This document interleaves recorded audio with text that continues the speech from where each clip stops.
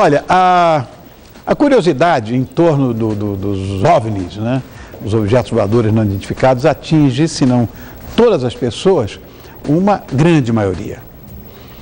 Há inclusive quem afirme que já viu, outros que gostariam de ver. Então, numa conversa informal sobre vida em outro planeta, as opiniões sempre se dividem e acabam criando um verdadeiro debate. Eu já vi isso 500 vezes.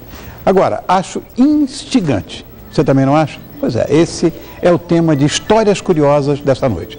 E para saciar a curiosidade de muitos, eu recebo o ufólogo Fernando Ramalho. Como é que você está, meu irmão? Obrigado por ter vindo, tudo bem? Tudo bem. Nossa, o que é isso aí? Nossa, o que tem de papel aqui? Nossos documentos arrancados quase que a fórceps do governo. Bom, vamos então começar a nossa conversa sobre o projeto CIOANI, né? Que projeto é esse? Bem, Rony, o CIOANI é uma sigla, né? Se chama Sistema de Investigação de Objetos Aéreos Não Identificados, né?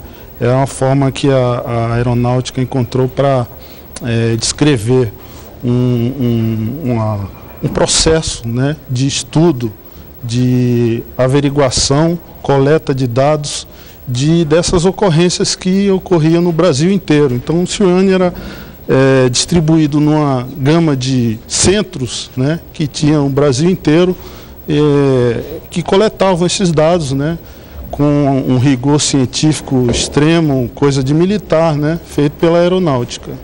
Olha, eu fui cadete da aeronáutica. Na minha época, quando eu era aviador lá, não tinha esse projeto ainda, né? Ele foi criado por quê? Ele ainda existe? Não. Na verdade, esse projeto ele foi idealizado por um brigadeiro, José Vaz da Silva, e esse brigadeiro ele foi o comandante, né, do projeto. Ele foi criado em 1968, lançou 2 relatórios que a gente já conseguiu dentro da aeronáutica e terminou em 72. Né? Então houve aí 4 anos de um levantamento da rica casuística brasileira, né, que é muita coisa mesmo. Isso aí é um objeto que foi fotografado, documentado, né? Uhum. Num céu, você falou do brigadeiro, esse é um céu de brigadeiro Vaz, né? Exato. Agora, por que razão esses documentos foram escondidos, como você falou, que conseguiu tirar quase a fórceps? Na verdade, esses documentos, eles levantam, como você colocou no início do programa, né, uma série de questões e debates. E a nossa Força Aérea, gloriosa Força Aérea, ela não escapou disso, né? Isso dentro dos círculos militares, isso é muito discutido e eles receavam muito o impacto que esse tipo de relatório poderia causar na população se fosse divulgado, né? Então a gente acredita que a base principal que leva a esses documentos serem mantidos em sigilo, agora não, porque a gente já está num processo bem avançado da legislação brasileira que cuida dessa questão de documentação oficial, né? Mas enquanto não era aberto, havia esse temor, né, de como isso poderia ser aceito pela sociedade, porque envolve muitas questões, né? Questão religiosa, não é? O medo do desconhecido, né? Porque na verdade os militares eles não sabem explicar exatamente o que é isso, só sabem que existe. Né? Isso já é uma parte que nós entramos já com a ufologia, não é isso? Estou vendo assim, um monte de documentos aparecendo aí, com desenhos e tudo. Já que esse projeto hoje não existe mais, atualmente como é que é realizado essa história do relato de objetos voadores não identificados aqui no nosso país? O projeto, o CIOANI, o sistema em si, ele foi... terminaram-se oficialmente os levantamentos dele em 72, né? Mas a aeronáutica nunca discutiu disso, né? A gente sabe que sempre houve a coleta de dados, só que esses dados eram arquivados, eles não tinham mais aquele estudo aprofundado que tinha o CIOANI, certo? Você perguntou por que ele terminou, né? Essa questão do fim, a gente acredita que seria por conta da falta de interesse, né, do brigadeiro que assumiu posteriormente ao José Vaz da Silva. Nossa, eu estou vendo um monte de aparições aí. São muitas. Agora, em outros países tem um órgão, tem um projeto que tenha como finalidade o estudo dos UFOs, OVNIs, UFOs? Nenhum militar, nenhuma força aérea vai se descuidar desse tipo de ocorrência, né? Até porque eles penetram o espaço aéreo de qualquer nação, ele não respeita divisões geográficas, né? E qualquer militar tem como função defender o seu espaço aéreo, né? Então, a gente acredita que isso continua sendo investigado, né? Nós temos na França, que é um país mais aberto a essa questão, né? Nós temos cientistas estudando isso, né? E eu acredito que não é só na França, não. Agora, vocês, ufólogos, também denunciaram uma série de fraudes, né? Uma coisa absurda, de fotografias falsas. Eu acompanho muito isso, às vezes, por esses canais de assinatura, ufólogos um pouco aborrecidos, que eles vão investigar e ver que é tudo fraude, que é tudo uma... porque a gente leva, Rony, o estudo da ufologia muito a sério, né? Fraude é uma coisa que a gente abomina, né? E tem muita gente querendo se aproveitar da inocência alheia para fraudar e dizer, olha, está chegando, essas coisas todas, né? Essas teorias absurdas. Então, a gente combate isso veementemente porque nós somos cientistas, né? A ufologia ela não foi enquadrada como uma ciência porque tem muitos cientistas que têm medo, né? Não sabe o que é e não, né, o tema ufológico ele é uma coisa muito volátil, né? Você não tem como colocar um disco voador, por exemplo, num laboratório, né? A gente acredita que já existe isso, né? Mas está meio que acobertado, né? Nós estamos atrás dessas informações. Então, nós somos pessoas sérias. Eu, por exemplo, eu sou um cientista, eu sou geógrafo, né? E nós temos químicos, temos físicos, médicos, né? Então, advogados, tem muita gente que faz parte, por exemplo, eu sou coeditor da revista UFO, então nós temos uma equipe de pelo menos 300 pessoas, em que a maioria são cientistas, né? Então a gente faz uma coisa séria, não é? Nós não abonamos de forma alguma esse tipo de fraude que a gente vê aí na internet. A internet é terra de ninguém. É verdade, então... é verdade. E existe alguma opinião formal de órgãos, como a Força Aérea, por exemplo, em relação a essas histórias? Olha, nós temos aí, a Força Aérea, oficialmente, ela não reconhece, por exemplo, a procedência, né, desses objetos aéreos não identificados.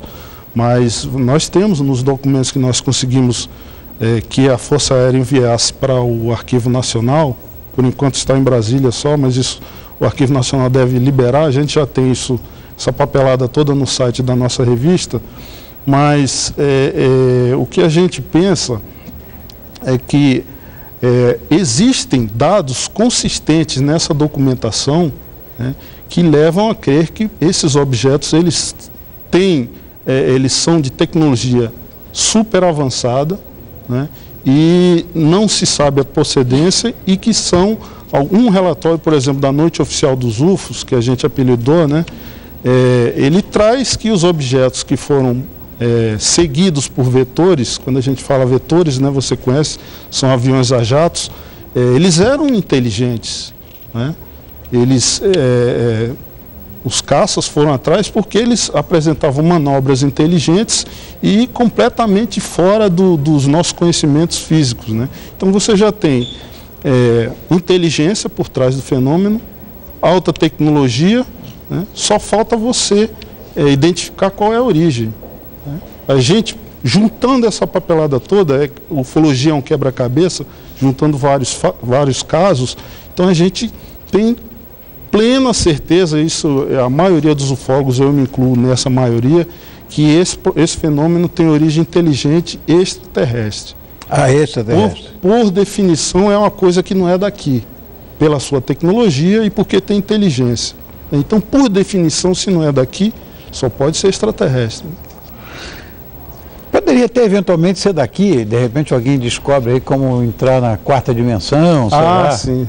Um mundo paralelo, poderia ser também, né? Poderia, mas isso é mais difícil de entrar ainda pela ciência, própria ciência, né? Você sabe que agora, com as experiências do LHC, né, o colisor de partículas que está acontecendo ali na Suíça, com fronteira da Suíça com a França, você tem os estudos científicos que estão começando a vislumbrar essas outras dimensões, né? Agora, porque em tese eles devem ter, se são extraterrestres, uma nulidade em relação a tempo. Quer dizer, não é nem a teoria de Einstein, né? Mas o tempo deve ser extremamente relativo, porque o que está mais próximo da gente, que é a Alfa do Centauro, você para ir daqui até lá, mas nem seu tetraneto chega. Quer dizer, deve ter um tipo de manobrabilidade em termos de velocidade, sei lá, que a gente não conhece. Perfeito. Mas esses experimentos lá do LHC, eles já chegam a esse ponto de, por exemplo, em novembro eles fizeram um choque lá que criou um quarto estado da matéria, que eles chamam, né, que é o plasma de quark-gluon. Esse plasma é um outro estado da matéria que é em outra dimensão, ele dura muito pouco nessas 3 dimensões conhecidas por nós, né? Então, a gente também acredita que esse tipo de tecnologia, ele pule as dimensões que nós conhecemos, até para eles fazerem esse tipo de manobra que na nossa física a gente não conhece, né? Não concebe. Mas o que acontece em alguns casos é que esses objetos eles vêm do espaço, né? Algumas filmagens dessa, elas são feitas pela NASA. Isso aí, por exemplo, esse alienígena. Bom, isso aí é uma criação artística, né? Porque em muitos casos elas são... Mas foi baseado em alguns relatos, né? Exato. A maioria dos casos, em que houve contatos, né, visual com essas criaturas, mais de 90% os seres são desse formato, né, que a gente chama de Grey. Tem os olhos grandes, né? Agora, no mundo e fora do Brasil, a existência desses alienígenas é vista da mesma forma que aqui no Brasil? Com certeza. Tem países muito mais abertos do que nós, onde o assunto é tratado de forma seríssima, né? Agora, na nossa Força Aérea aqui, que está tão lotado de documentos aí, existe uma descrição recorrente em relação a essas observações? Oficial, né? Isso já existe. Nós temos aí, em agosto do ano passado, foi lançada a portaria 551 GC3 da FAB, pelo brigadeiro Saito, né? Você deve colega conhecer, de turma. Colega seu de turma. Meu colega de turma. Um colega nosso também, o Coronel Celente, da ESG, né? Ele nos falou que ele era da sua turma, né? Nada é perfeito. Então, nós temos aí uma portaria lançada pelo Saito, né, que explica exatamente o que é que deve ser feito quando há um avistamento por aeronaves, tanto civis quanto militares. E isso é registrado, né, vai para o Condabra, passa por um crivo para ver se o caso pode ser liberado, né? Enfim, a aeronáutica nunca deixou de fazer isso, a verdade é essa, né? Eles estão agora tornando mais público, porque nós estamos com a campanha, né, chama-se UFOS Liberdade de Informação Já. Nós protocolamos vários documentos no governo, pedindo, dentro da lei, a abertura desses arquivos, né? Então a aeronáutica nada mais fez do que oficializar isso, lançou uma portaria, né? Isso é muito louvável por parte do brigadeiro Saito, né, lançar essa portaria e tornar público o que eles estão vendo no espaço aéreo brasileiro. Agora, uma coisa, Fernando, esses avistamentos, eles incidem normalmente em determinadas regiões do Brasil. Não é assim? Não, as pessoas falam, não, lá é onde aparece e tal. O fato é que determinadas regiões do Brasil têm mais população que consegue registrar os fenômenos, né? Mas, de uma forma geral, óbvio que às vezes existem certos surtos, né? Mas isso é muito raro. Em lugares assim distantes. A gente teve, por exemplo, a Operação Prato, né? Que coisa fantástica que foi aquilo, né? De 1978, em que a aeronáutica viu-se obrigada a investigar o caso dessas naves que estavam aparecendo no norte do Pará, né? Enfim, esses registros, às vezes, eles acontecem com maior frequência em certos locais. Com o caso lá do Rockwell, lá nos Estados Unidos, o mesmo deserto do Arizona, acho que foi em 53, né? 47. 47, Você vê. Lugares ermos, né? E o avistamento foi lá, não deve ter sido por muita gente. Exato. O que a gente tira como ideia disso aí, Rony, é que eles não estão querendo aparecer, né? Então eles aparecem mais em locais ermos, eles escolhem certas pessoas para entrar em contato, né? Às vezes eles perseguem aeronaves. Nós temos o caso 169 da VASP, em que um Boeing com mais de 100 pessoas, todas foram testemunhas do disco voador perseguindo o avião. Então, às vezes acontece isso, mas eles não descem em massa. Por quê? Porque eles não querem, né? Isso depende mais deles do que da gente. A gente está correndo atrás, né? Estamos fazendo a nossa parte. Agora, desde que eles queiram aparecer. Nessas áreas onde houve, onde existiram esses avistamentos, na época do Cioane mesmo, por algum acaso foram relatados outros naquelas áreas, né, onde o Cioane fez a pesquisa. Tem acontecido essa coisa recentemente, não? Esses avistamentos? Tem. Nós temos ufólogos aqui de São Paulo, inclusive, que pesquisam constantemente aparecimentos. Então, uma reincidência dos lugares, é isso? Acontece nos mesmos locais, não com as mesmas pessoas, né? Mas agora a gente não tem um Cioane, né? Inclusive, nós estamos, esse nosso colega nosso que nos falou de você, né? Ele é um grande entusiasta da renovação do Cioane. Por quê? Porque é uma coisa óbvia. Como é que se termina um sistema tão avançado? Ele utilizava-se tanto da parte civil, né, quanto a aeronáutica, todo o seu staff, né, alguns escolhidos para ajudar nesse registro, para ver que a coisa era séria, que as testemunhas eram idôneas, né, e que aquilo não é brincadeira. Então, a gente pretende, sim, quem sabe, né, um dia, renovar o Cioane da forma como ele era, né? Hoje em dia, então, com um sistema de comunicação muito mais avançado, né, internet e tal, mas esse trabalho, por enquanto, é feito só pelos ufólogos, né? E o que há de registro na aeronáutica é mais coisa de voo, né, e tal, e eles estão fazendo isso conforme eu disse aí depois da portaria 551/GC3. Sempre fizeram isso, né? Mas com essa portaria, eles estão oficializando a coisa, né? Tornando mais aberto também. Obrigado, viu, Fernando? Fernando Ramalho, ufólogo, nos deu pelo menos um esclarecimento maior em relação a essas aparições de objetos voadores não identificados. Obrigado, querido, mas OVNIs. Estamos à disposição. Obrigado, Fernando. Fernando. Se precisar, um abraço de toda a equipe UFO para você. Obrigado, muito gentil, muito obrigado.